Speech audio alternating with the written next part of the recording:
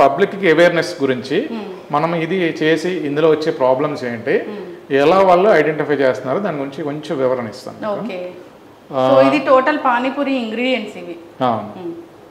So ఇప్పుడు పానీపూరి చేసినప్పుడు పుదీనా వాటర్ చేసినప్పుడు న్యాచురల్గా పుదీనా తీసుకుని ఇందులో బ్లాక్ సాల్ట్ వేసి కలిపినది వాటర్ యాజ్ సచ్గా ఈ కలర్ చూడండి నార్మల్గా ఉంది, న్యాచురల్ లైట్ కలరే ఉంటుంది.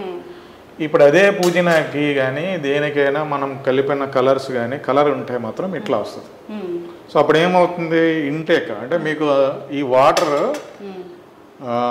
ఫస్ట్ వాటరే కంటామినేటెడ్ వాటర్ ఉందనుకోండి, బ్యాక్టీరియా దాంట్లో ఉన్న వాటర్తో ఇటువంటి మిక్సప్ చేస్తే బాడీలోకి వెళ్తే బాడీలో మీకు ఎప్పుడైతే మనం ఇంటేక్ తీసుకున్న తర్వాత 2-3 డేస్ తర్వాత ఎక్యుములేట్ అయ్యి బ్యాక్టీరియా ప్యాథోజన్స్ ఏదైతే ఉన్నాయో అవి మీకు బాడీ మీద హీట్ అంటే నథింగ్ బట్ టెంపరేచర్ రావచ్చు, హెడేక్స్ రావచ్చు, ఏదైనా జరగచ్చు, అంటే ఫీవర్, వామిటింగ్స్, ఎనీథింగ్ సంథింగ్ ఒక సైడ్ ఎఫెక్ట్ 3-4 డేస్ తర్వాత వస్తుంది.